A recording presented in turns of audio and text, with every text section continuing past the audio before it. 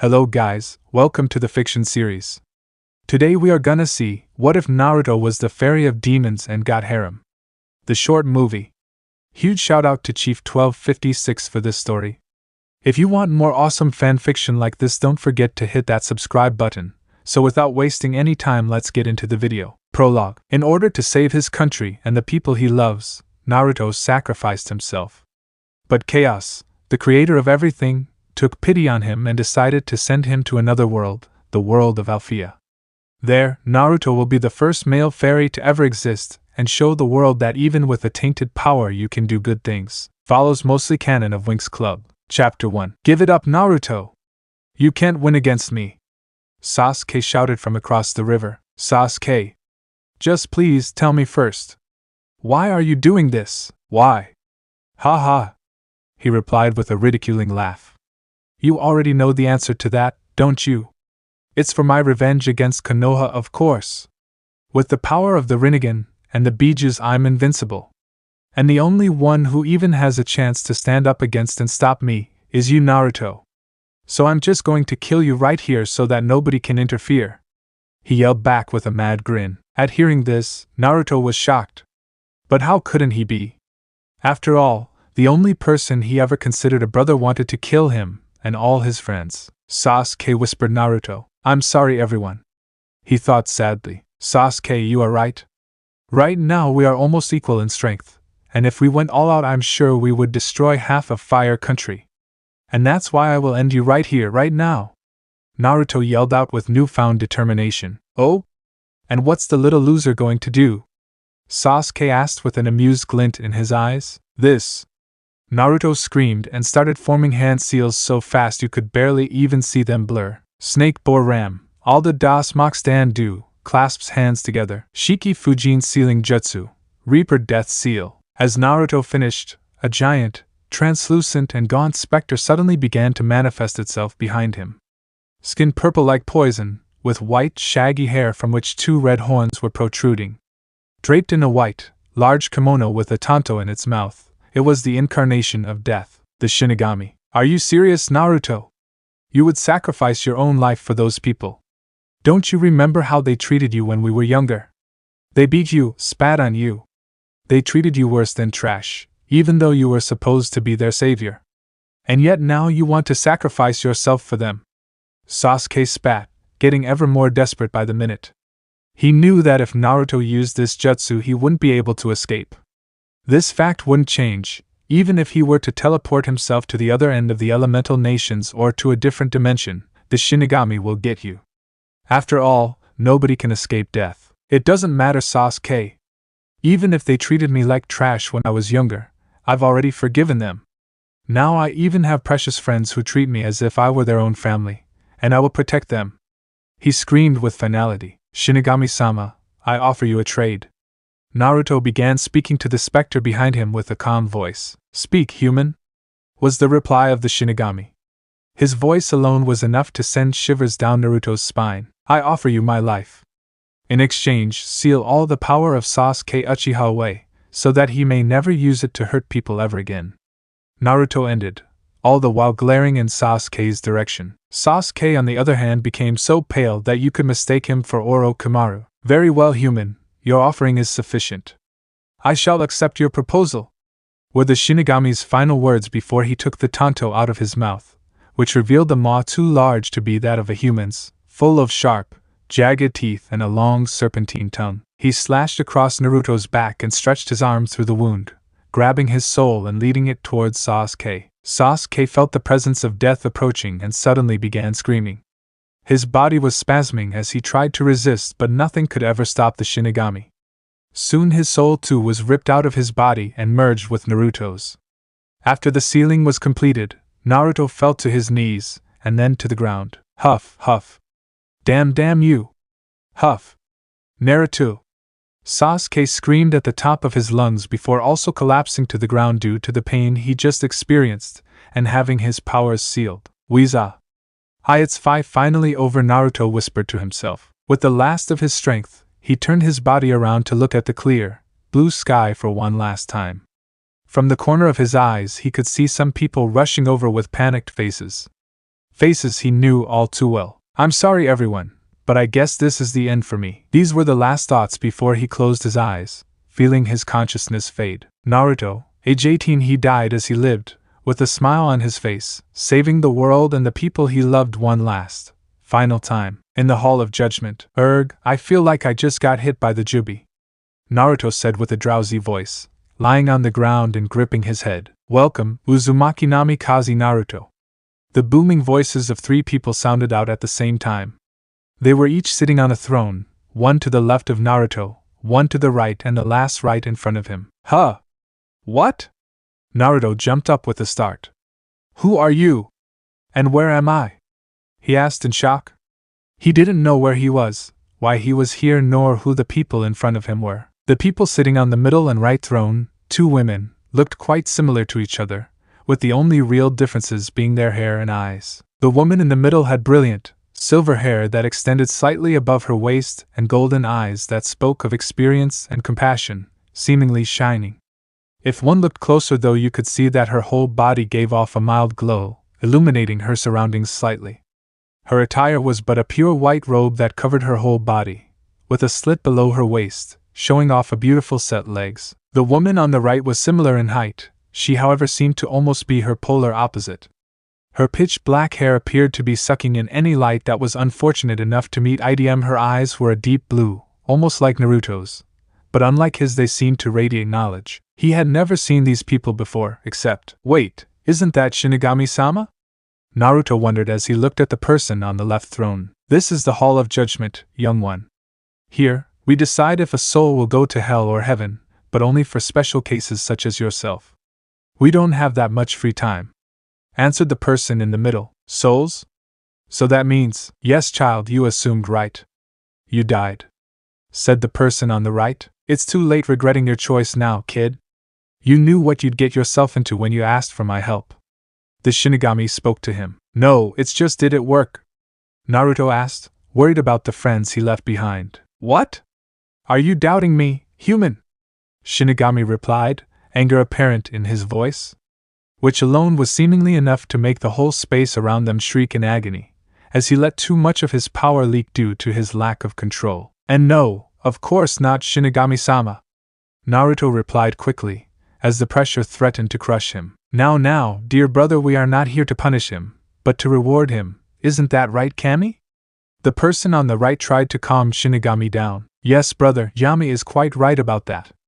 And we don't want mother to get angry, right? Said the person in the middle, Kami apparently. No. The other 2 replied immediately. Ha, well I guess if you put it like that. Shinigami agreed and suppressed his power, allowing Naruto to let out a breath he didn't know he was holding in. Anyway, seeing how you lived and how you died, mother took pity on you, so she decided to give you a new chance at live in a new world. A world of peace where you won't have to worry about getting killed day after day, living your life however you want. Kami said with a slight smile playing about her lips. Of course, if you'd like to go to heaven we won't be stopping you. As we already said, this is to be a reward for you, not punishment. Yami finished. Naruto didn't know whether to laugh or to cry. On the one hand he wanted to reunite with his family, but on the other he could have a fresh start in a new, peaceful and most likely better world. Maybe when he grew older he would even find someone he could truly fall in love with, start a family of his own. He would watch his children grow up, and then maybe even watch his children's children grow up too. Living every day not only to survive but for his family, and see another day together. After a few minutes of contemplating he finally decided, I'd to take up your offer and start anew in this new world, please. He replied with a slight bow and excitement apparent in his voice. The 3 gods chuckled at the sight, noting that this gesture was quite unusual for the young Uzumaki. If you knew him as a kid you would think it impossible for him to show such courtesy. But it seems even the most unruly children grow up one day. Alright Naruto, be prepared for this will most likely hurt a lot, Shinigami said while getting closer to Naruto and stretching out a gnarled arm. At this, Naruto began to glow, light shining so bright that one wouldn't be able to look at it if you weren't a god. But to Naruto, who was the source of said light, it was a spectacle. A show of light beyond human understanding, as if countless stars had mended together only to erupt in a mix of colors, letting his consciousness feel at peace for what seemed to be the first time in his life. Afterlife. But then, however, came the pain. Naruto fell to the ground, screaming like his very soul was getting ripped apart. He clutched his chest, clawing at it, trying to make it stop, but in reality being unable to do anything about it. To him, it felt like an eternity, countless eons of unbearable pain with no way of stopping it, even though the whole process took only less than 5 seconds. After this span of time, Naruto vanished, leaving behind only empty space in his place and particles of fading light, which too ceased to exist soon after. Let's hope that mother was right, Kami said with a sigh and tired smile, before all of the gods vanished themselves, leaving the white space to break down without the support of their power. And with that, Naruto began his second life. In the forest of Alfea, Headmistress Farragonda, principal of Alfea, was taking a walk through the forest in order to get away from all the paperwork she had to do until tomorrow. All of a sudden, she could hear some noises and decided to investigate, worrying about intruders that wanted to sneak into the school. It wouldn't be the first time after all. As she got closer, she could finally make out that the sounds were in fact fire crackling. Hurrying to the source, she could see a clearing, once full of lush green and colorful flowers, now burnt to the ground by black flames so hot that even the ground below the plants was burning. "Oh my!"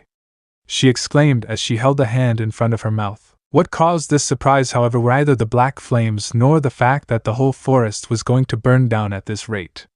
It was the cry of a newborn in the vicinity that caught her attention. She started frantically looking around, finding the object of her search not soon after, surrounded by a large ring of fire.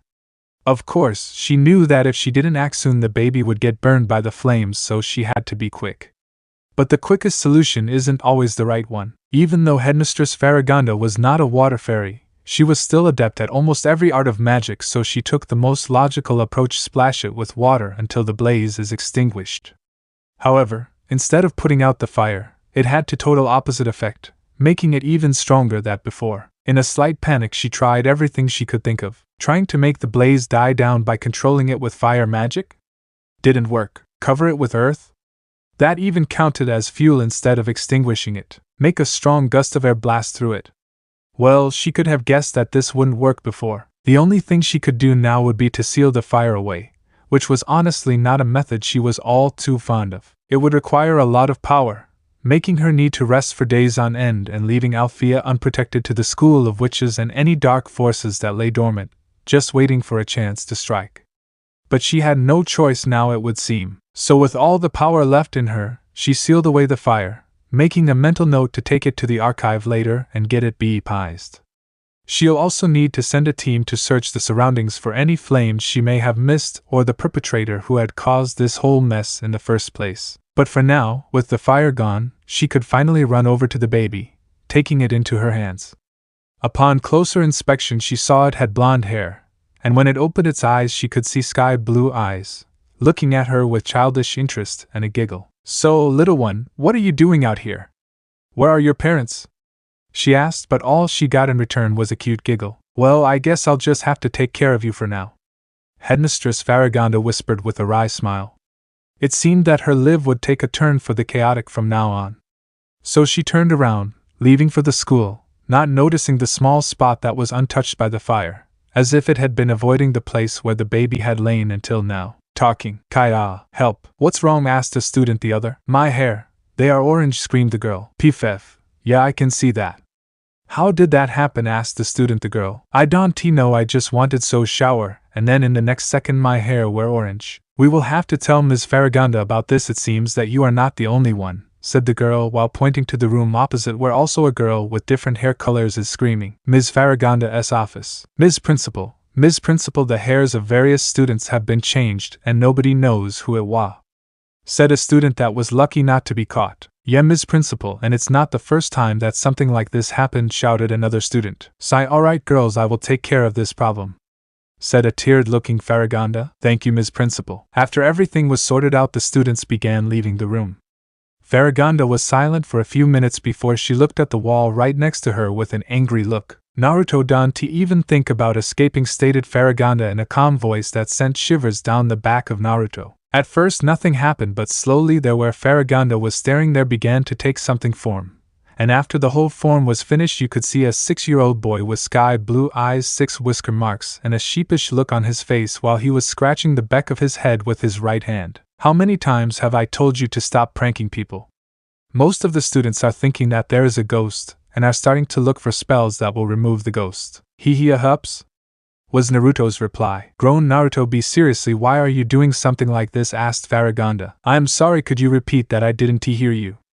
Asked Farragonda. I said because it's boring when you can go out to play and have to hide from the other students, shouted Naruto. Farragonda was startled a bit. Never had Naruto complained about the living conditions, so she thought that it was alright, but it seems that she was wrong. She gained a soft look on her face. Naruto, look at me, said Farragonda softly. Naruto looked up, trying hard not to cry but was failing miserably. Naruto.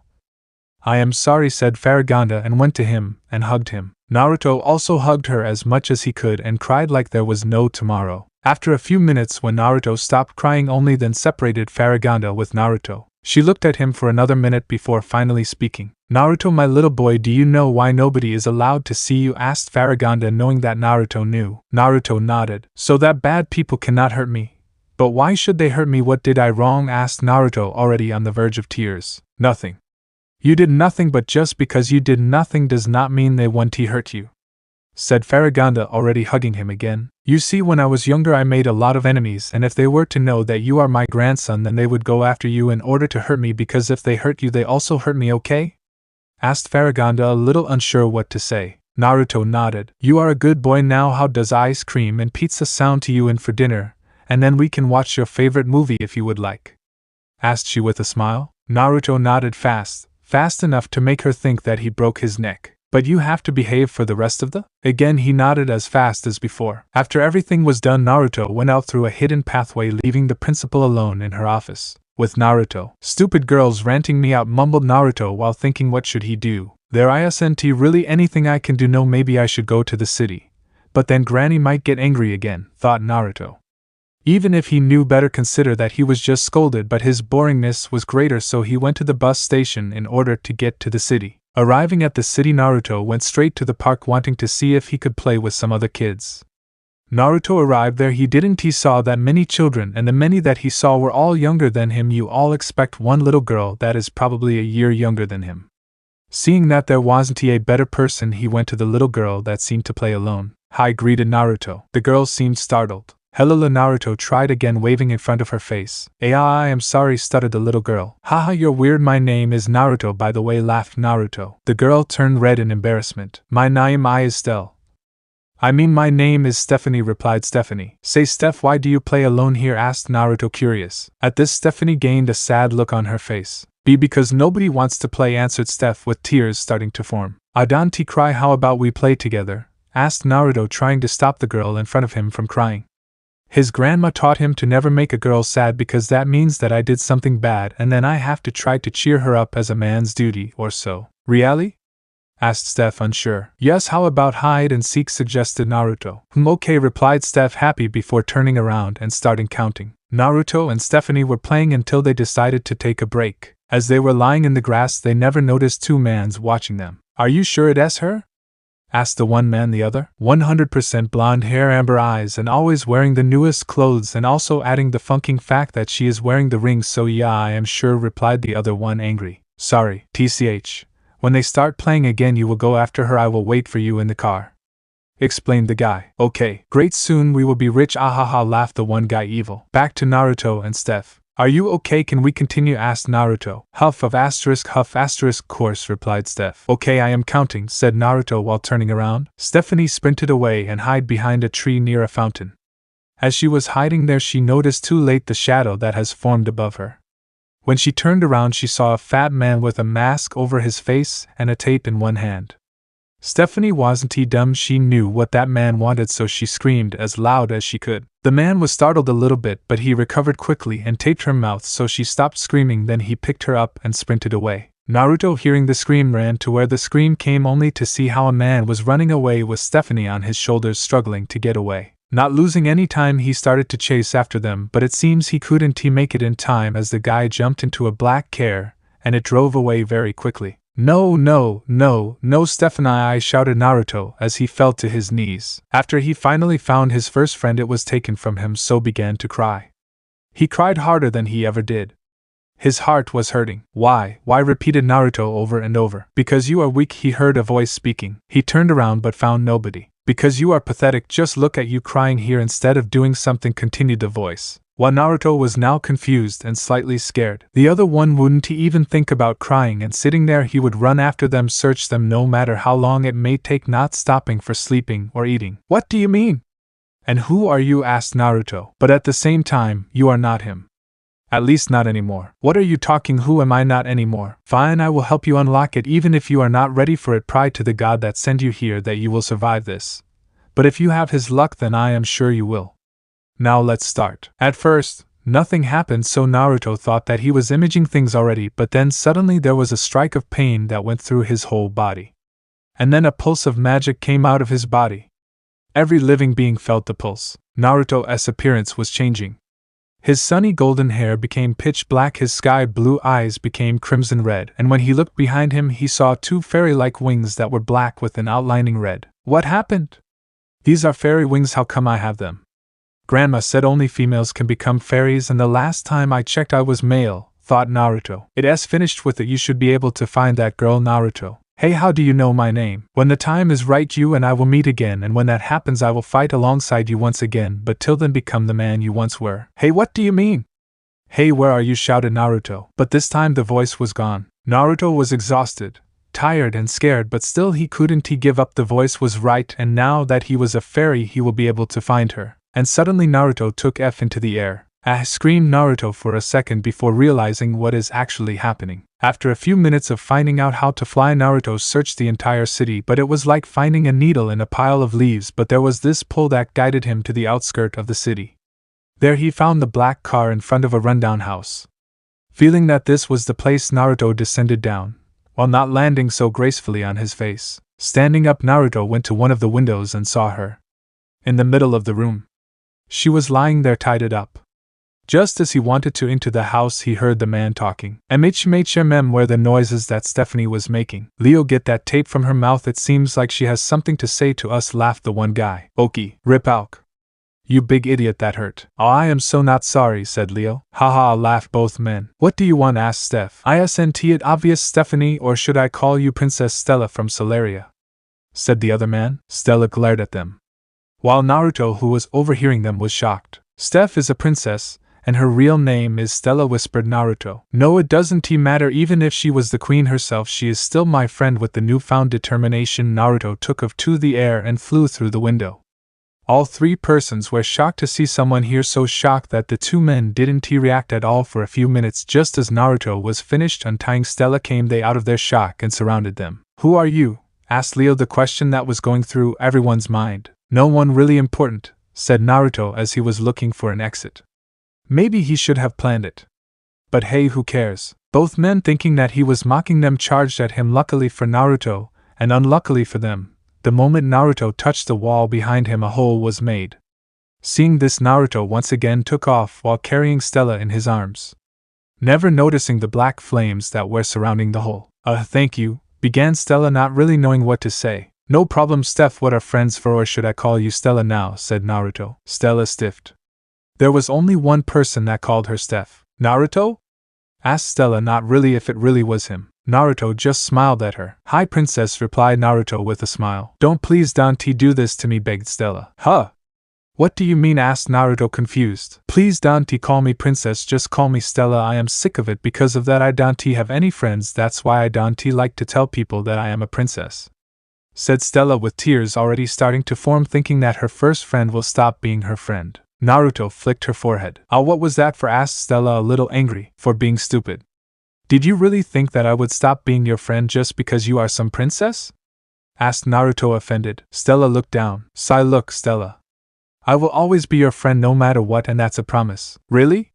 Asked Stella, unsure. Yep, replied Naruto while grinning like an idiot. Yep, pie, shouted Stella while hugging Naruto. Oh, do you want us to crash down? Shouted Naruto, trying to keep his balance. But it seems that Stella was ignoring him. Now that I think about it, I am actually jealous, said Naruto. Huh? Do you know how many pizzas and ice cream you can eat when you are a princess? Man, just thinking about it makes me hungry, replied Naruto. Stella looked at him with shocked eyes before she started to laugh. Aha. You are weird, you know that. said Stella. Why, you are the weird one, said Naruto back. After they finally reached the park, Naruto let go of her. You know, if you want I can bring pizza and ice cream with me, said Stella. Really? Yeah, you are the best, shouted Naruto. Then till next time, Naruto. Oh, and thank you for saving me, said Stella softly. No problem, until next time. And so they went their separated ways, never knowing that a long time will be gone before they see each other again. As Naruto was flying home, he noticed that his sight was blurring and that he was feeling weaker and weaker every second. And as he landed on the balcony of his and his grandmother's home, he saw her staring at him with calculating eyes. Hey grandma, sorry that I am late, said Naruto with a weak grin before he passed out. Farragonda catched him, and as she was holding him, she was able to see how the pitch black hair turned back to their sunny blonde ones, and she was sure that his eyes have changed back from blood red to sky blue. Also the wings faded into the darkness. You are full of surprises, huh? Naruto whispered Farragonda before she took him into their home in order to look after him. Spells, spirits or gods or demons speaking? Headmistress, shouted Griselda. Yes, Griselda?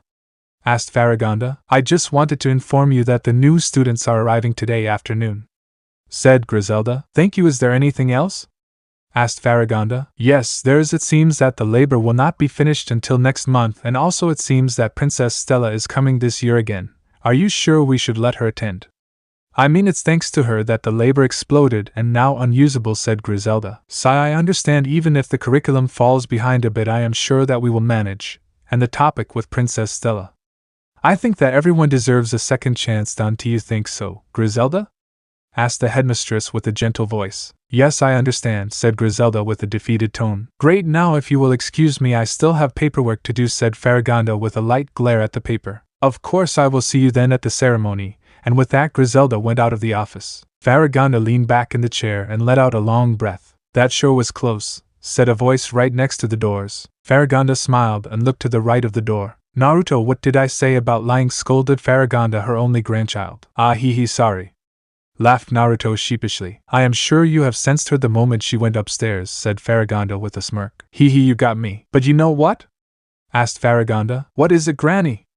Asked Naruto. I know you so long, and yet I can't figure out why are you protecting this girl. Don't tell me you have fallen in love with her, joked Farragonda. Who? Stella? Nah, I am not in love with her, but, began Naruto. But what? Asked Farragonda. Naruto looked at her with a fond smile. I can't really explain. I just have this feeling that I have to protect no matter what, said Naruto looking at his closed fist. Fine, but Naruto, you have to be careful, you know when, began Farragonda but was interrupted by Naruto. I know.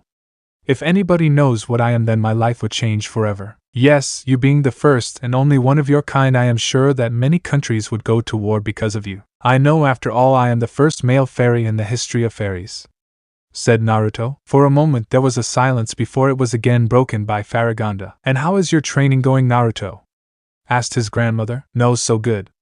Most of the basic spells like transforming or barriers are going well, but if you ask me about my powers, it's horrible. I can't even control it properly, and that's when I am not in my fairy form, and if I am in my fairy form my powers go out of control and burn anything down in a radius of 10 meters. Sighed Naruto while explaining. I see. I am sure you will be alright, everybody has to start from zero. It's just that you take a little longer, said Farragonda. PFF longer. Try 5 years. Countered Naruto. I am sure, began Farragonda but was interrupted again. Save it, Grandma? We both know what kind of power I possess, shouted Naruto. Naruto, said Farragonda softly before she stood up and went to him. Naruto prepared himself for a slap, but it never came instant. He felt the warmth. The warmth when somebody is hugging you. Naruto, my little boy, began Farragonda. I am not little, whispered Naruto. His grandmother giggled a little at that. Naruto, look into my eyes. Naruto, do you remember what I said that night when you have awoken your powers? Asked Farragonda. Naruto nodded. Flashback. Farragonda's POV. I was waiting for Naruto to return. It was getting late and I began to worry, but just as I was to go and find him I sensed someone on my balcony. Going out I saw a sight that I never believed to ever see. It was a fairy, normally nothing strange, after all this was a school for you fairies, but this one wasn't the female. It was a male. A male fairy. Would somebody tell her that they saw one she would worry about their sanity, but now she might be the one going insane? But there was something else. The power that was radiating from the fairy was massive but also dark and taunted. As I was studying the fairy I heard him talk. Sorry Grandma for being late, said the mysterious fairy. Grandma? Naruto. As I realized who this person was, he was already falling, so I quickly took hold of him. You are full of surprises, huh, Naruto? With that, I took him to his room. After a few minutes, I could hear how he was waking up. Ugh, what hit me? Asked Naruto. It seems that you have awakened. Huh? Grandma, I know the feeling. When you transform for the first time into your fairy form, it's draining. Fairy form? Oh, you're right. But how is this possible? I thought only females could be fairies, but I also am one, so how? I do not know, Naruto, but I am sure we can find something out. You know what's wrong done to you? Asked Naruto with narrowed eyes. Huh, what do you? Don't play dumb, I know you, and also I know when you are hiding something. I can really hide anything from you, huh? Nope, grinned Naruto. You are half right, I have a theory, but it's not something you might like. I don't care. Very well, how much do you know about the creation of our universe? Just that some dragon created it with his fire. Okay, that dragon is also called the Great Dragon, and he was the one that gave life, but what did I tell you about balance? Where good is also bad or something. Chuckling, you are right, but what is the opposite of given? Taking, but what has this to do with me being a fairy? Patient Naruto. Hust, like I said, if the Great Dragon created the universe, wouldn't there be an opposite? You mean a dragon that should destroy the universe? Asked Naruto. I nodded. Or generally destroying. I think that you have the power of the second dragon, Naruto. It would explain why you, a male, can be a fairy, because your power is not coming like all fairies' power from the great dragon but from the secondary dragon. You are our counterpart, Naruto, but that would mean I am a bad person because I have this cursed power. I am cursed to destroy, I am cursed. Ranted Naruto. No, you are not, Naruto. Remember this. Power is either good or bad, it depends on who uses this power, and I know that you are a good person, so never ever think of yourself as cursed. Okay, Naruto just nodded. I smiled at him. Now how does pizza and ice cream sound? Naruto just grinned. End of POV. Flashback end. Naruto smiled at his grandmother and hugged her back. Yes, I do, replied Naruto. Great, now off you go, I have to do paperwork, shushed him Farragonda. Okay, bye Grandma, shouted Naruto as he went to his room. Walking through the corridors, he decided to take a walk through the woods. As he was walking through the woods, he caught something in the corner of his eyes. Stella, but what is she doing here? Thought Naruto as he decided to follow her. Coming to a clearing, he saw her taking out her ring and transforming it into a staff with a circle on top of it with a moon and sun flames around it. He also saw her transform into her fairy form before she cast a spell and vanished. Luckily for Naruto, he was able to hear it. Earth had never been there before, whispered Naruto to no one. Naruto decided to follow Stella, used a trace spell and then a transport magic in order to send him to where Stella was. Arriving on Earth, the first thing he noticed was that he was in some kind of a park. Out of habit, Naruto used an invisible spell to hide. As he cast the spell, he noticed how his powers were calmer, and he felt he had more control over them. Making a mental note, he made his way to where he sensed Stella. When he arrived, he could already go rampage. There he saw Stella laying on the ground, probably wounded, surrounded by ghouls and an orc. Just as he wanted to jump in and save her, he heard somebody. "Stop it!" shouted an orange-haired girl, and everybody halted. They looked at the person who arrived. It was a girl around 16 years old, and had orange hair. She was also pretty. No, she was beautiful, whispered Naruto. But shocked his remembering that she wouldn't be beautiful anymore if she didn't get away. As he was to resume his action before the girl arrived, he was yet again surprised when the girl cast a barrier, and by the look of it a strong one. She herself was apparently surprised by what she did. But Stella was the first one to get out of her shock before she used her magic and beat up the ghouls, but somehow the orc got away. After the whole ordeal, Stella passed out. Probably used too much magic, whispered Naruto to himself. He also saw how the other girl took her and brought her to her home. Naruto wanted to jump down and see if she was alright, but remembered what his grandma said. Never reveal yourself unless it is necessary. With that in mind, he created a pitch-black mask from his dark flames, put it on, and went after the mysterious girl and Stella. Line break. Arriving at the house of the girl, he saw how the girl tried to explain what happened but failed. Going in, he hid himself in the shadows of the house and observed. He saw how Stella woke up. He saw how the girl, who he found out was named Bloom, tried to explain how Stella was able to use magic. Her parents, not believing her, tried to call the police but were stopped when Stella turned the phone into a carrot. After the display, they both began to accept the fact that Stella was a fairy. Stella then explained how Bloom was also a fairy, and after a few minutes of explaining, both girls went upstairs and Naruto followed them. But this is where he made a mistake. Upon entering the room, a binding barrier formed around him, forcing him to his knees. So I was wondering who was following me. It turns out it's the famous Shadow of Alfea, said Stella with a sweet smile. Shadow of Alfea? Asked Bloom. Yeah, he is the left hand of the headmistress. Every time when a job is too dangerous for the students, he takes them. He also keeps everyone in line. He is very famous, but the thing is nobody knows who he is and what he looks like. That's why he is called the Shadow of Alfea. You don't see him, but you know that he is there watching you. He is like our personal police, explained Stella. Bloom stared at him with awe. If what Stella said was true, then he is a big player in the other world. You know, we could be the first people to know how he looks like. I bet he is really ugly. That's why he is hiding his face, laughed Stella. Naruto gained a twitch mark but said nothing. Just as Stella wanted to remove the mask, they heard a scream. "MOM!" shouted Bloom and run downstairs. Stella sighed and went after her, leaving Naruto still bounded. She could at least unbound me, thought Naruto, who let his magic pulse and watched how the barrier shattered. Now that this is taken care of, I should probably see how they are doing, said Naruto, still a little bit annoyed. As he went downstairs, he saw how Stella was fighting against the orc from before and a troll. And it seems that Stella was losing the battle. He also heard sounds from outside but decided to help Stella first. So he jumped at the down from the stairs and delivered a roundhouse kick to the troll and sent him through the window. Then he went straight to the orc with a powerful punch and sent him through the wall.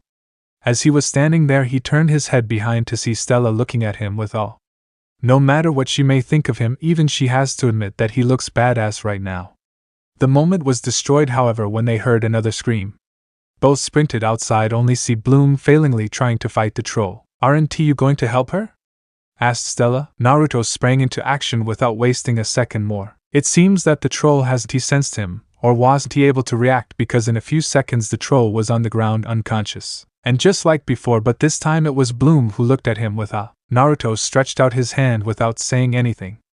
Bloom hastily took his hand, and with a pull, she was again on her feet. Naruto then turned around and handed her a letter. Stella took it and read it. "Don't be late for the ceremony. P.S. Bring Bloom with you and say that she entered the school with my approval." Stella's eyes widened themselves and she looked up. He was gone. Man, just when I had the chance to see his face, they had to appear. "Speaking of, where is the orc?" asked Stella. "Somewhere others." "Canute, where is the ring?"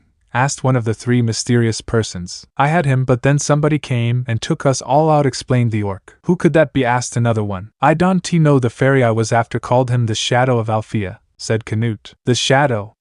What the hell was he doing there?" exclaimed the last person. "I don't know," answered Canute. "Oh, we were so close, and then this had to happen." Back with Stella and Bloom. As the girls were talking, a portal suddenly formed and out came 5 people wearing some sort of uniform. "Who are you?" asked Bloom. "This, my friend, are the specialists," explained Stella. "The what?" "The specialists. We are from the Red Fountain School and are trained in fighting monsters," explained the guy with shoulder-length hair charmingly. "Hi, I am Brandon," introduced Brandon himself. "I am Timmy," said a person with brown hair and glasses. "What's up? My name is Sky." Bloom then looked at the last member. "TCH, Riven. Don't mind him, he is always so," explained Brandon. "So we heard that some monster were here," began Sky. "You mean the one behind you?" asked Stella with a smirk. She knew that these guys prided themselves on such things. Sky looked behind him only to see a tied-up troll. Yep. Stella was a little disappointed that they didn't show that they were bested, even if it was someone else who took out the troll. "Come on guys, let us take him back," said Brandon. And with that, they took the troll and vanished into the portal again. "I hope they make him pay," said Stella with a look that scared Bloom a little bit. "Why did he do something to you?" asked Bloom. "Yeah, because of him I was unable to see the face of the shadow," shouted Stella. Bloom just laughed awkwardly. Stella pouted and crossed her arms. She looked like a child that didn't get his sweets. Up in the tree sat Naruto, who was listening and watching what they were doing.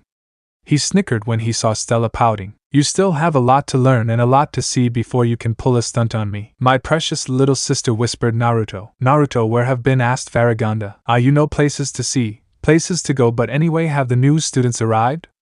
asked Naruto excitedly. Ever since he met this girl Bloom, he couldn't get her out of her mind, not only because he found her attractive but because of the power that she possesses. He didn't know what kind of power it was, but one thing he knew for sure, that it was powerful. "As we are speaking," answered Farragonda while pointing towards the window. Naruto went to the window and looked down, where he could see a lot of new faces and more are arriving every second. But he still couldn't find Stella or Bloom. "Looking for someone?" asked his grandmother with an amused smile. No! Shouted Naruto, who had forgotten that she was still there. Farragonda giggled.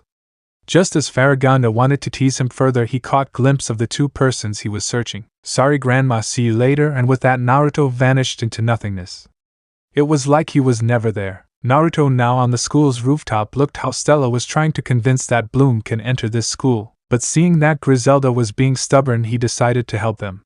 So he activated his powers, changing his appearance, and he created his mask from his black flames. I tell you, he said, that Bloom is allowed to go to this school on his approval. Please, Princess, Stella's shadow has never left Alfea. If he did, I would have known, and so since he didn't, there is no way that he was able to do this, said Griselda with finality. Is there a problem?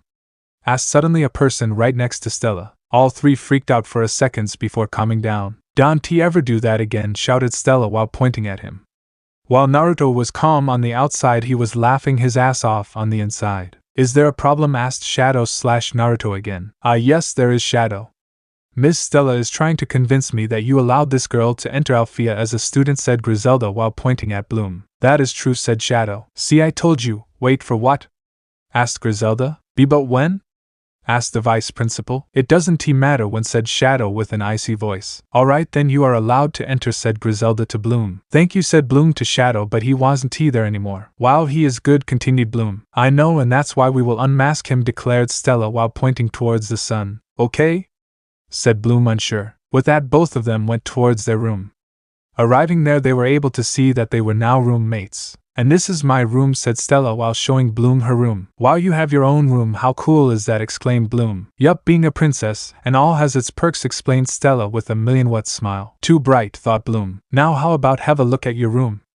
Asked Stella. Sure. The first thing that Bloom did when she entered her room was to step on a plant. I am sorry, I was just unpacking things, apologized the girl. My name is Flora and your roommate, let us get along, introduced Flora herself. I am Bloom and this is Stella, nice to meet you, said Bloom while also introducing Stella. You know, if we are all introducing ourselves, we should probably do it also. Hi, my name is Tekna. My name is Musa, and if you want to rock the floor, I am your girl. Hi Tekna. Musa, my name is Bloom, and like I said before, this is Stella. Yeah, I know about you, weren't you the girl that caused the explosion in the potion labor? Asked Tekna. HMPF, small details, said Stella, clearly still embarrassed. The others just laughed, when suddenly Bloom's stomach became known. Haha, it seems someone is hungry, said Musa. Bloom blushed at that. How about we go to the city and eat there, something suggested Stella. How about pizza? Asked Bloom. Pizza? What pizza? Asked Tekna. You know, began Bloom explaining. Arriving at the city, the girls went to a restaurant and ordered their pizzas. After eating them, Bloom tried to phone her mother but saw that she had no signal. What are you doing? Asked Flora. I am trying to call my mom, but I have no signal, answered Bloom, still trying to find one. Give that to me when it has something to do with Technic. I am your girl, said Tekna while looking at the phone. Where did you get this ancient thing? Asked Tekna suddenly. Hey, it's the newest phone on the market, shouted Bloom. Yeah, on Earth maybe, whispered Stella. Bloom then realized that she wasn't on Earth anymore and that Tekna is probably right. Right now your best shot would be a telephone booth, said Tekna while handing the phone back. Bloom nodded at this and went to find a telephone booth. After finding one, she called home, telling her parents that she was okay and Alfea is a wonderful place, and that she already made some friends. Of course, her parents were happy to hear that. As Bloom continued talking, she saw someone. It was the orc that attacked her parents. Saying quickly goodbye, she ran after the orc into a hallway. There she was able to see 3 girls and the orc talking. Listening closely, Bloom was able to overhear that they were after Stella's ring. Just as she was going to get away from here, she was suddenly attacked from behind.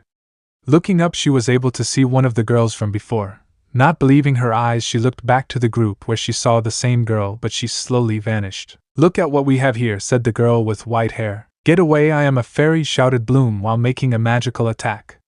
But it seems that the magic was not strong enough because it didn't even reach its target. How you call that magic? I will show you what magic is, shouted Icy before she made a blizzard, freezing Bloom to ice. HMPF, puny little fairy, you are no match for us witches, said Stormy. Icy prepared another spell in order to finish Bloom off, but right before the spell could hit her, a light ball deflected the attack. Because of that, there was a smoke screen.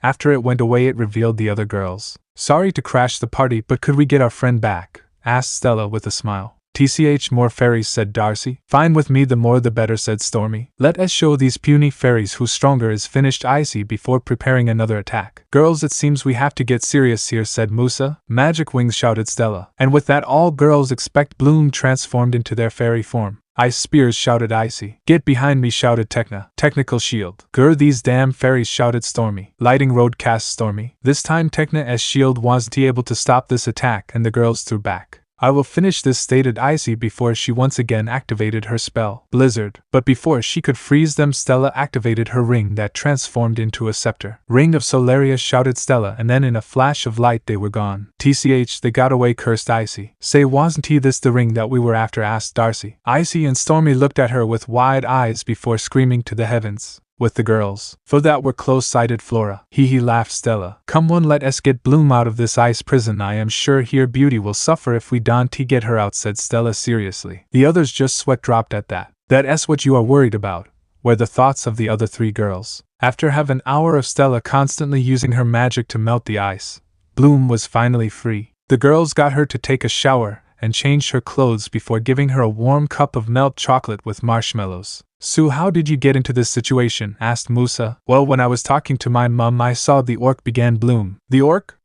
asked Tekna. "Ah, yes, you wouldn't know, but Bloom comes from Earth, and when we were attacked by some orc," explained Stella. The girls were now suppressed. They all thought that there were no fairies anymore on Earth. "Anyway, after I saw him, I decided to follow him, and arriving there I saw these three girls with him. I was able to overhear that they were after your ring, Stella," explained Stella. "My ring?" asked Stella. "Yes, but before I could get back I was suddenly attacked, and the rest you know," finished Bloom with her explanation. After a moment of silence, Bloom asked a question that has been bugging her. "Who are they?" "They are the Tricks," answered Stella. "Tricks? Is this some kind of club?" asked Bloom, confused. "Haha, no, they are witches who go to the Cloud Tower, one of the 3 schools here in magics," explained Stella. "But that's not everything, apparently they are direct descendants of the 3 ancestral witches," said Stella. "The what?" shouted Tekna. "Shh, keep quiet, it's just a rumor," shushed Stella. "But let us forget about them, how about we talk how good we work together," said Stella. "Yes, I do have to admit that our teamwork was great," agreed Tekna. Right? "So I was thinking, how about we make a club? Let's say the Stella and the Fairies, or Stella the Beauty. No, how about?" ranted Stella. "I think Bloom should decide," interrupted Musa. "I also agree," said Flora. "I do not see a problem," agreed Tekna. "Fine were Stella's words. How about Winx Club?" asked Bloom. The girls looked at each other before nodding. "Winx Club," shouted Stella. The others just laughed. The next morning there was the begin of the new school year, and the first subject that they had was transformation. Wizkaz the teacher explained how it was done, and showed them a few examples.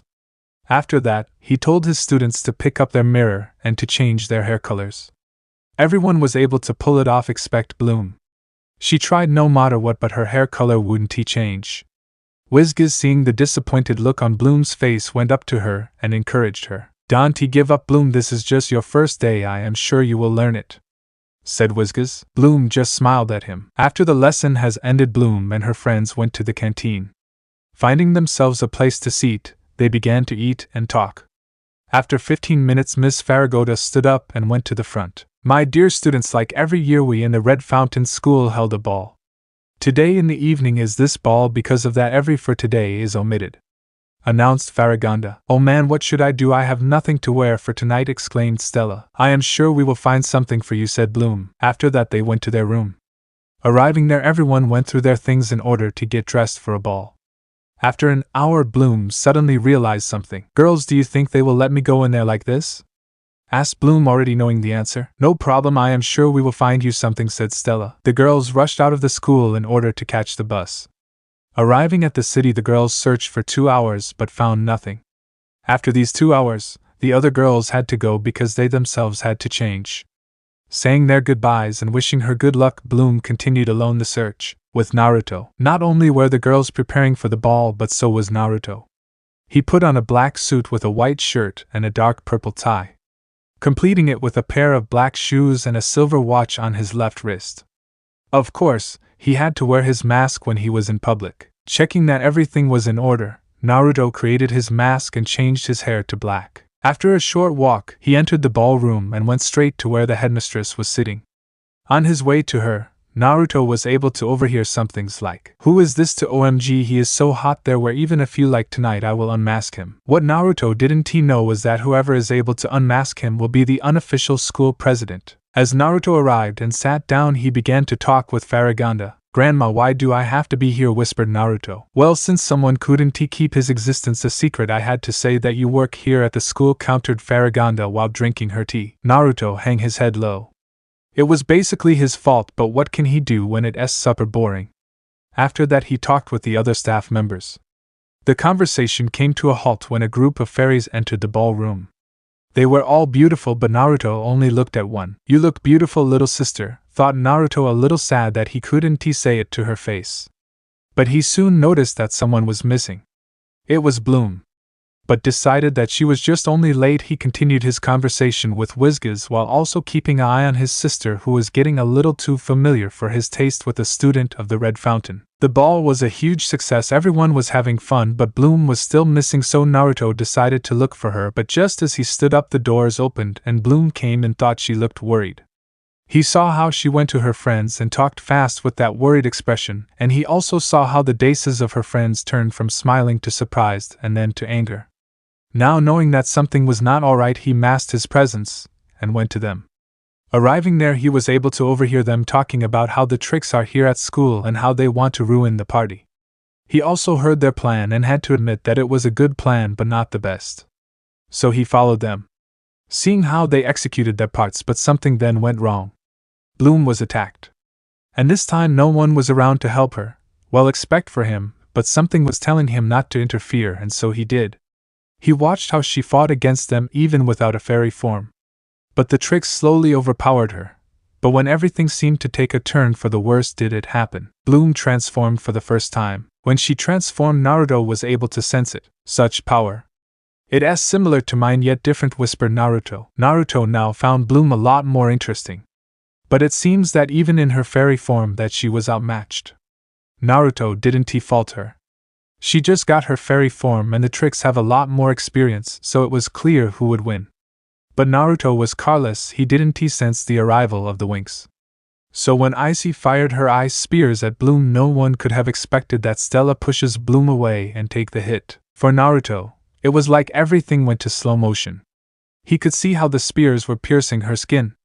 He could see how her blood was running out of her wounds. He could hear her friends screaming.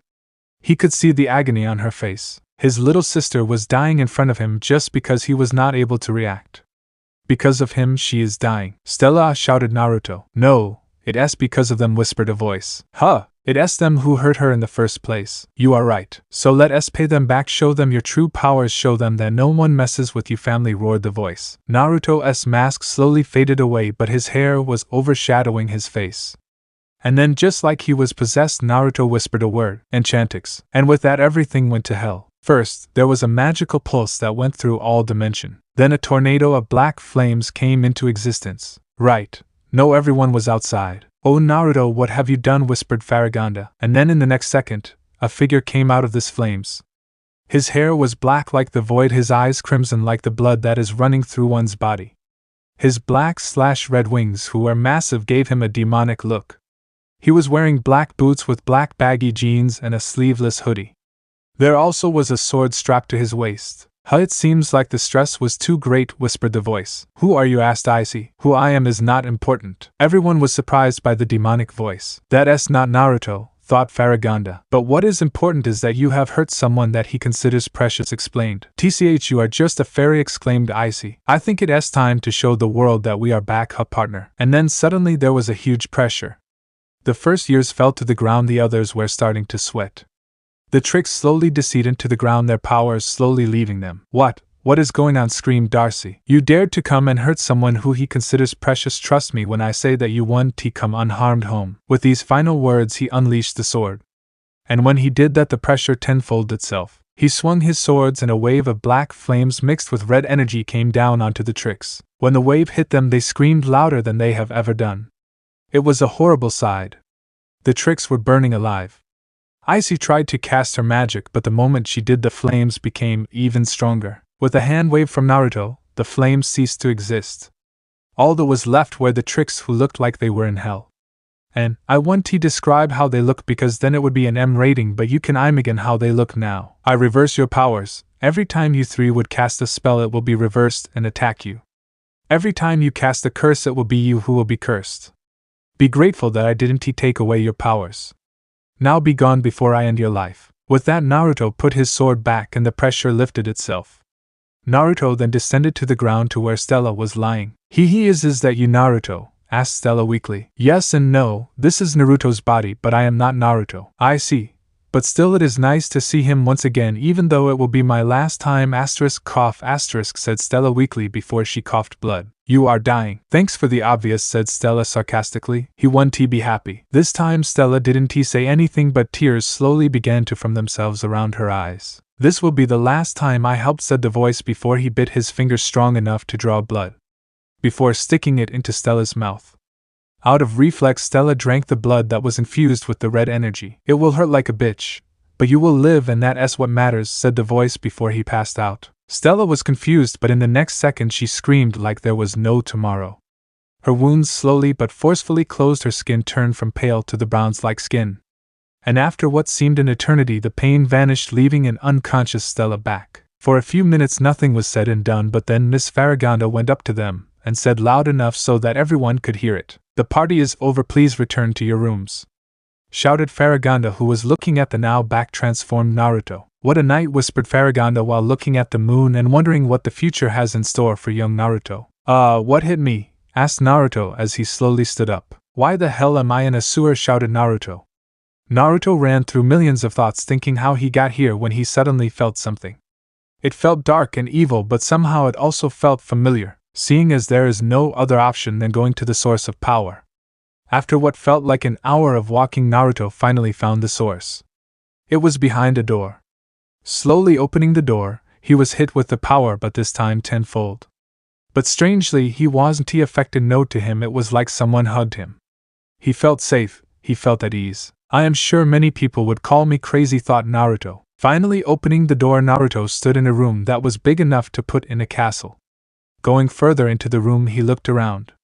Unlike the hallway, the room seemed brighter and so depressing. Coming to a halt Naruto looked in front of him. He didn't know why but he had the feeling that he should wait here. He wasn't disappointed. An eye. With crimson pupils and silted iris. It was bigger than him. Suddenly the eye went up. It went higher and higher when it stopped a few meters under the ceiling. Then he could see a snout then a head and finally, the whole body came into the light. It was a fox with 9 tails. So you have finally come to visit me, said the creature. He was in shock. He couldn't even form a simple sentence. What, how? Began Naruto. The creature just rolled its eyes. Who the hell are you? Shouted Naruto. The creature blinked once then twice then it laughed. Ahaha. Why are you laughing, you big furball? Shouted Naruto. The creature stopped laughing and looked at Naruto with a smile. It's been a long time since someone called me that, said the creature and chuckled. Naruto blinked and looked at his eyes.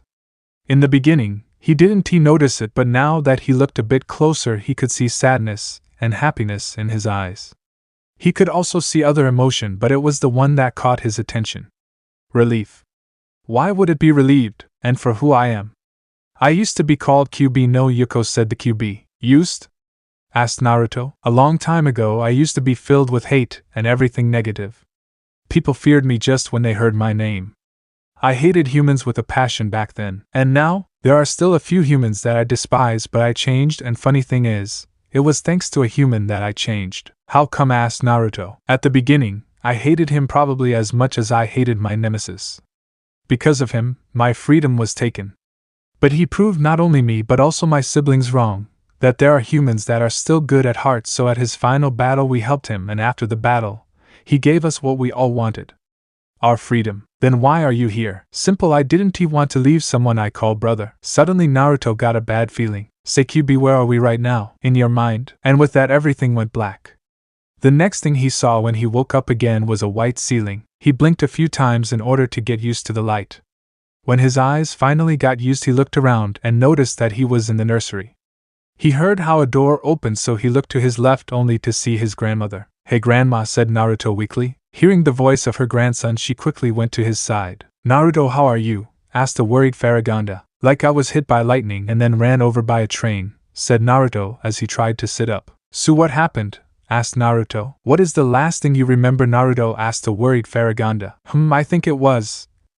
Stella, shouted Naruto. Calm down, Naruto. Stella is alright. Really, where is she? Asked Naruto, trying to calm down. In her room, resting. Something you also should do, said his grandmother. I see, thank God that she is alright, whispered Naruto. Naruto, Faraganda suddenly said in a serious tone. Naruto flinched. He knew what she is going to say. You were exposed, sated the headmistress of Alfea. I know, and I am sorry, apologized Naruto. Faraganda looked at him for a few minutes, and then she sighed. But I guess it went well in the end, said Faraganda as she stood up and went to the door. Just as she was to go outside, she stopped at the door before looking once more at Naruto with a fond smile. By the way, congratulations on your Enchantix powers. Naruto's eyes widened themselves as he looked at the place where his grandmother was before he started to grin like an idiot. With the winks. Can you believe it, a male fairy?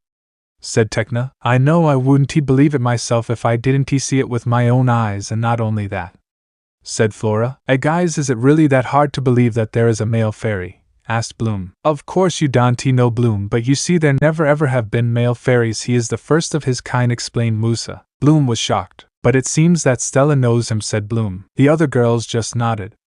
Not a second later, and the girls could hear Stella awaking. Stella! Shouted Bloom. Ugh, why are you guys so loud in the morning? Asked Stella. The others looked at each other before laughing. Haha, Stella, it's not morning anymore, explained Flora. When Stella heard that, she tried to sit up. The keyword here is tried, because as soon as she got up she felt a pain going through her whole body. Stella, shouted the girls in worry. You shouldn't move so fast, your body is still healing. Ugh, what the hell happened? Asked Stella. You don't remember? Asked Musa. Shaking her head, Stella tried to sit up but much slower. The girls explained everything to Stella, from the tricks to her near-death experience. I am sorry, Stella, if I only had watched better you wouldn't be hurt, said Bloom, crying. Haha, what are you talking about, Bloom? You are my friend. Of course, I will protect you, said Stella with a smile. Bloom just cried harder and hugged Stella. Stella just patted her back. The other girls just smiled at them. By the way, Stella, you seem to know the boy, asked Tekna. Yes, Naruto, said Stella. Naruto? How do you know him? Asked Flora. I met him when we were kids. We played with each other that day. Funny thing, I was kidnapped the same day, and the one who rescued me was Naruto, so, in the end, he saved me twice, explained Stella while laughing. But I don't know much myself about him, only that he loves pizza and ice cream, chuckled Stella, remembering her time with Naruto. The others blinked. Yeah, when I told him that I was a princess, he told me how lucky I must be because I can eat pizza and ice cream anytime, and there is no limit on how much you can eat. The others chuckled at that. Now that he is here, I am sure we can finally be friends again, whispered Stella. With Naruto. Naruto was on his way to the office of his grandmother because she wanted to talk with him about something. Knock knock. Come in, heard Naruto. Opening the door, he stepped into the office. You wanted to talk to me, Grandma?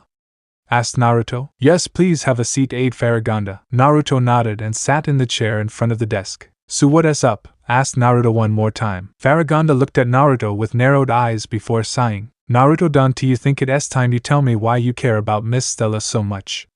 I know it's not because you are in love with her, so tell me, why do you care so much about her? I have never seen such strong reactions from you. Every time she is involved you lose your cool. Naruto, why do you protect Stella that much? Every time she would get an expulsion you step in and overturn it. Every time she is in trouble you take it upon yourself to save her.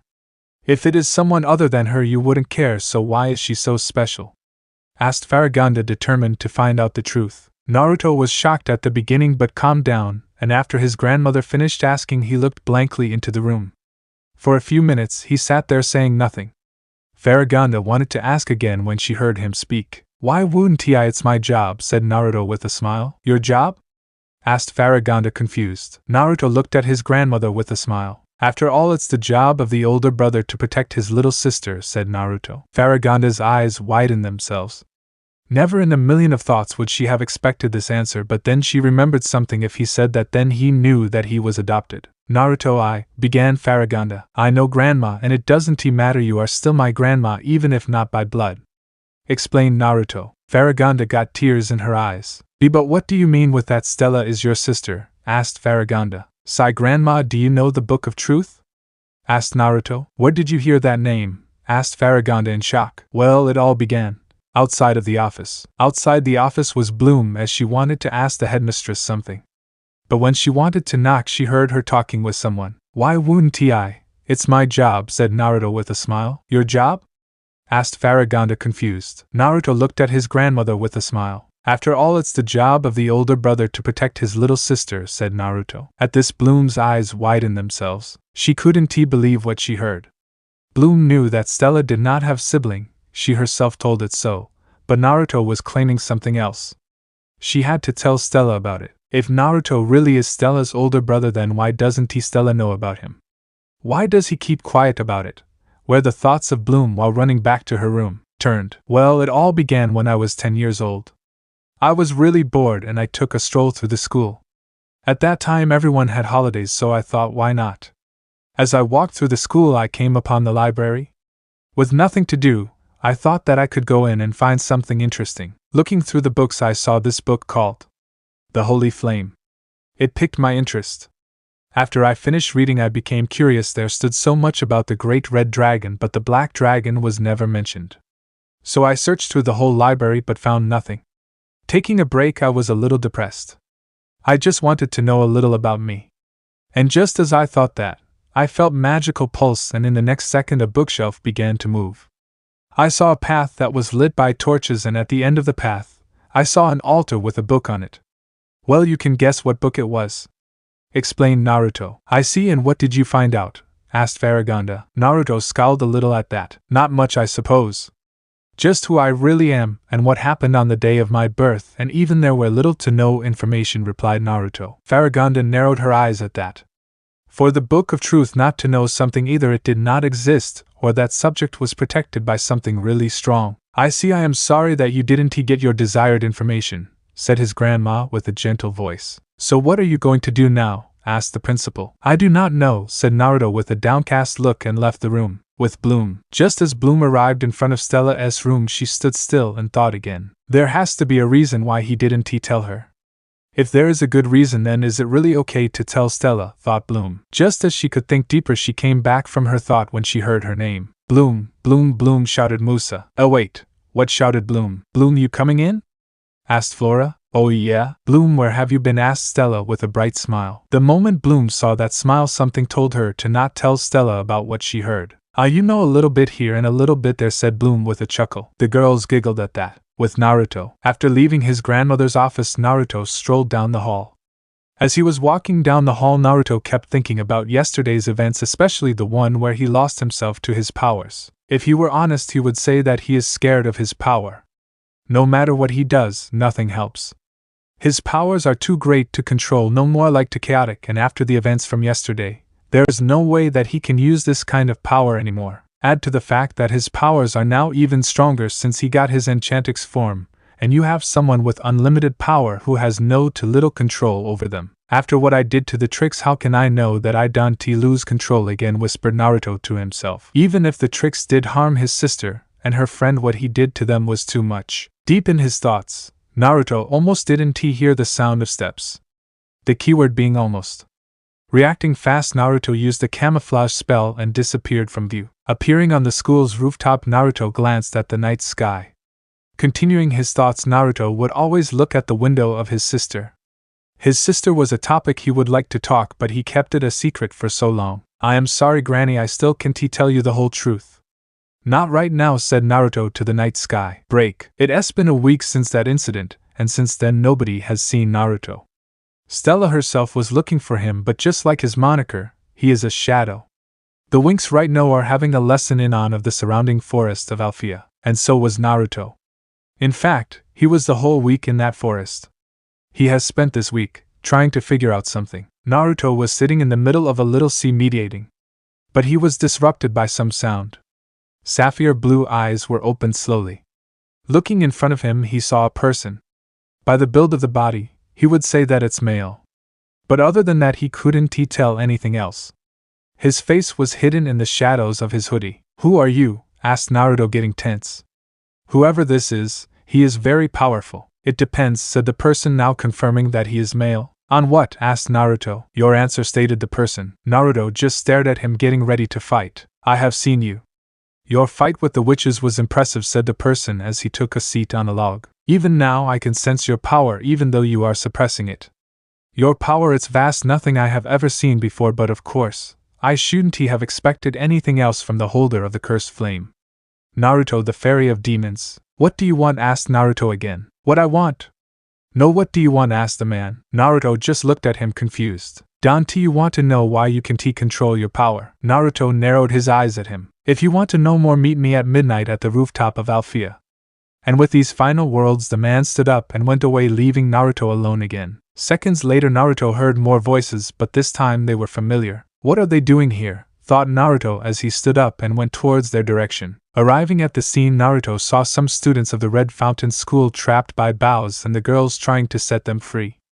If it weren't for what happened earlier, Naruto would have laughed. Deciding to observe for now, he watched how the girls were able to free them. He narrowed his eyes at the guy with the purple hair. Also, somehow the closeness between Bloom and that blondie bothered him. But he quickly put that feeling away. Trying to hear what they were talking, all he heard was that they searched for something. His first thought was to help them, but then he stopped and thought, how can I help them when I can only hurt them in the end? And with these dark thoughts, Naruto turned around and went to Alfea again. In the evening, Naruto once again went through the hallways of the school. His thoughts were the conversation between him and this man. He knew what he wanted. He was after his powers, and probably for no good reason. But he also was someone who could help him control his powers. But is it really worth to betray his family? He knew that sooner or later he had to use this power, but if you asked him, he would choose later, much later. Without realizing, he was in front of his sister's room. Surprised at what he did, he stood there looking at the nameplate where his sister's name stood. Stretching his arm in order to brush over her name, he noticed that something wet was on his face. Touching the place, he saw that it was tears. I miss you so much. You can image how I want to hold you in my arms, being there for you. Playing games with you, just doing stuff that siblings do, said Naruto with tears in his eyes. Why did I come to here? I avoided this place since you came here, so why am I here? Whispered Naruto to himself. Calming himself down, Naruto took a step back and looked one last time at her name. I know now what I need to do. There is nothing more important than my family, and for you, I will do anything. I just hope you can forgive me, said Naruto. Turning around, Naruto made his way towards the rooftop. Arriving at the rooftop, Naruto saw the person he was supposed to meet. You said you can help me control this cursed power, shouted Naruto. Of course. Fine, then I will come with you, said Naruto as he went towards the man. As he arrived, he heard someone calling his name. Naruto. Hearing his name, he turned around and saw his grandmother. Naruto, you don't have to do it. You know that he only will use you, shouted Farragonda. I headmistress, long time no seen, said the man. Eric, what are you doing? I thought that you died, asked Farragonda, shocked. Eric just smirked. Well, I would like to stay and talk about old times, but as you can see, I have an apprenticing now, said Eric. He put his hands on Naruto's shoulder and started floating upwards. Up in the sky, Eric looked once again at Farragonda. Here is a little present for you, said Eric before he formed a sphere and let it fall at the school. The moment the sphere touched the ground, it exploded. It would have destroyed the school if Farragonda didn't contain the explosion. Looking up, Farragonda could see Naruto looking at her with sadness in his eyes. She may not have heard him, but she was able to read his lips. You idiot, why? Just why? Cried Farragonda, still trying to hold the explosion.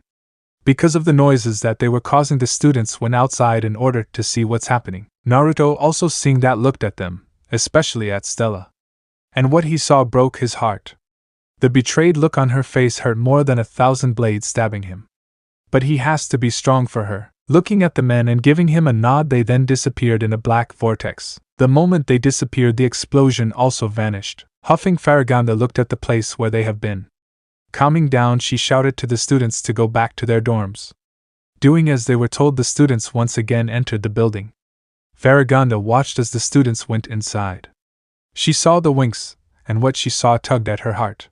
When she saw Stella's blank face, she couldn't help but wonder why Naruto betrayed them. It's been a week now since Naruto had left, and the Winx have been trying to cheer Stella up, unsuccessfully. Come on, Stella, you've got to eat at least.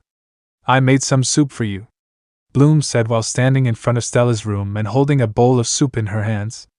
But she still didn't respond. After the incident with Naruto, she decided to shut herself in her room, only opening the door when Farragonda herself came to visit. A sigh was all Bloom could muster after standing in front of Stella's room for a few minutes without a reply in sight. Still no response? Flora asked with a tired smile. Nothing. Bloom shook her head. Let's try again later, Bloom. We can't force her if she doesn't want to come out, Flora suggested, not only worrying about Stella but also about Bloom. She's been too preoccupied with trying to get Stella back on her feet to notice that she hasn't been eating all that much herself in the past few days. Right. As they were about to head back to their own room, Mrs. Farragonda came through the door to check up on Stella. "Headmistress!" exclaimed Flora. Mrs. Farragonda just smiled kindly at her before looking at Bloom. "So Stella still refuses to go out?" she asked with a concerned voice. "Yes, she even refuses to eat. Naruto's betrayal hit her harder than we thought," Bloom explained whilst looking at Stella's room with sad eyes. Farragonda too looked at the door, and heaved a sigh before walking up to it and knocking. "Knock, knock, knock." "Stella, it's me, Farragonda. Could you open up the door, please?" Silence continued for a while before the sound of a lock turning could be heard and the door to Stella's room opened by itself. Mrs. Farragonda slightly smiled at the girls before going inside. The state of the room was nothing like it used to be. What had been a cheerful and sunny arrangement of colors before was now but a withered shell of its former glory. Everything in the room looked like it had the colors drained out of it, the once colorful queen-sized bed merely a gray husk.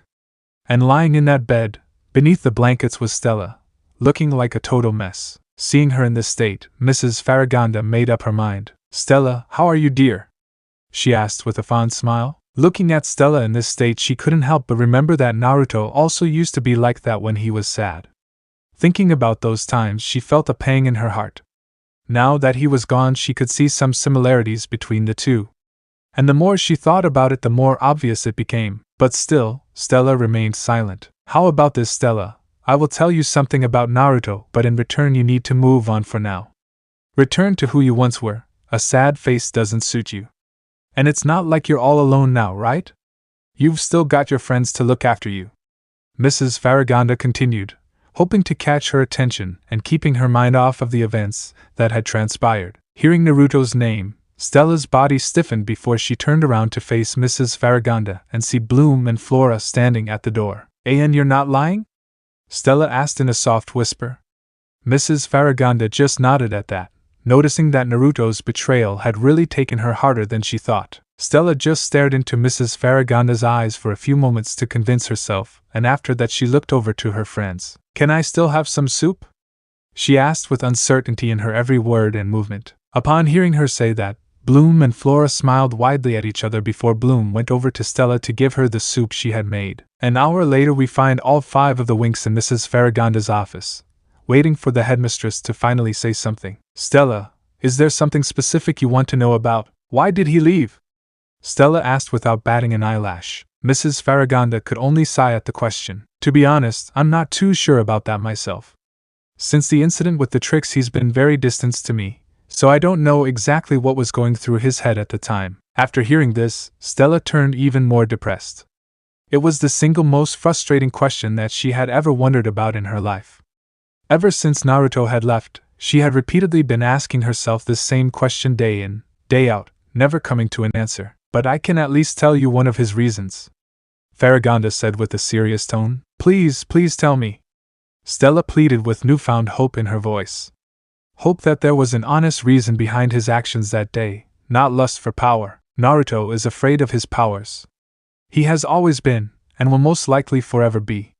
Ever since he was but a child, he has been working hard on trying to control them. Because he knew that if he did not, he would hurt a lot of people. People that are close to him. As Farragonda explained, she walked around the room, staring into the distance all the while. "What exactly is his power, Mrs. Farragonda?"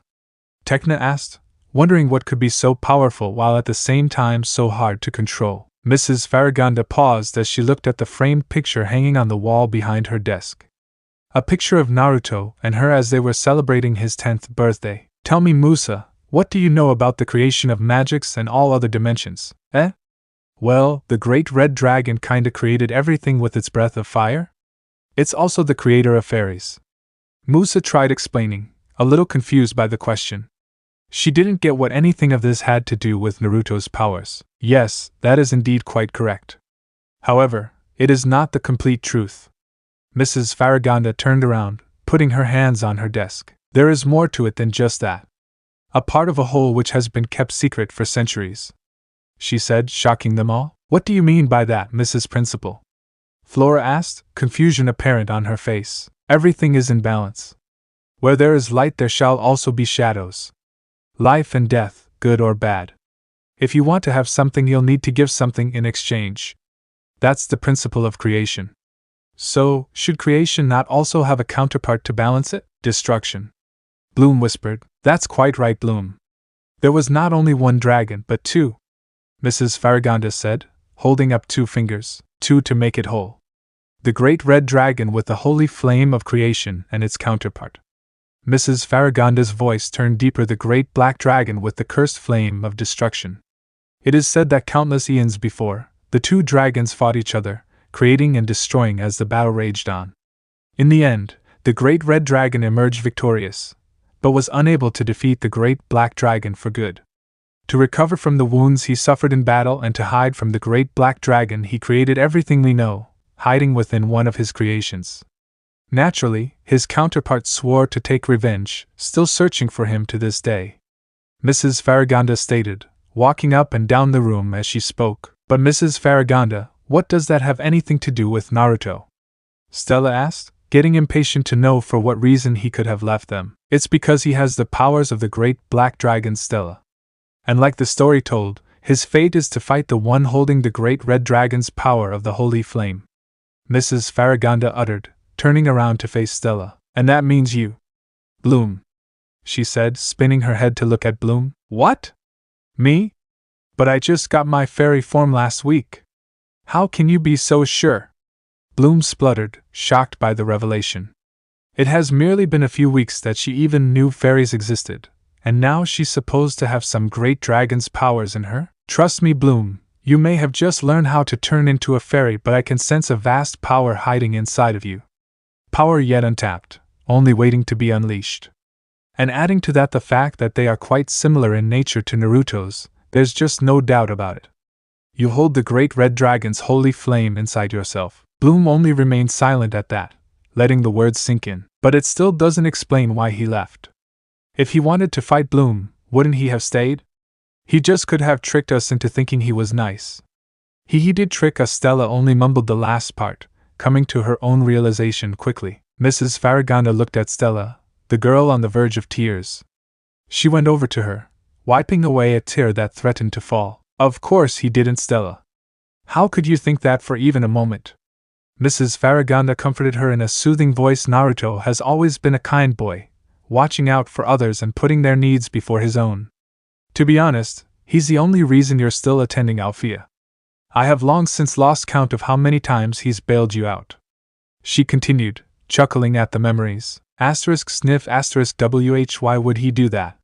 Stella asked through barely withheld sobs. Mrs. Farragonda could only shake her head at the questions. "Who knows?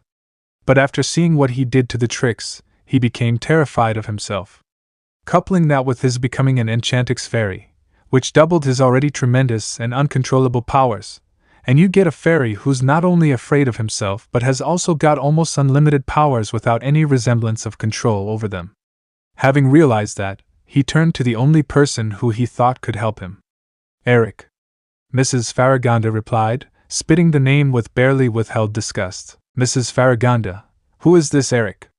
Bloom returned her attention to the conversation, deciding that there's better things to worry about instead of powers she may or may not have hidden inside of herself. "A long time ago, Eric was a great wizard.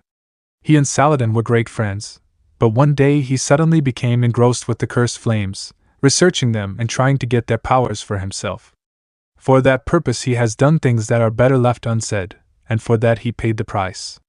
We had thought he was long since dead, but apparently he has returned. And it seems stronger than ever," Mrs. Farragonda exemplified while shaking her head, voice grim. "But doesn't that mean," Bloom started, "that he'll use Naruto for his own benefits?" Stella finished. "I am afraid that is indeed the case," Mrs. Farragonda replied, frowning at the uncertain future ahead. Somewhere else, in a dark room, we can see a figure floating above the ground. The body surrounded by a blue substance that was also acting as the only light source in this dark room. Looking closer, we can see that it is a male and that he is in some kind of sleep since his chest was rising and falling. The male has blonde hair and 3 whisker marks on his face. He also has a headband around his forehead with a metal plate on it. On the metal plate, a symbol is engraved that looks similar to a leaf.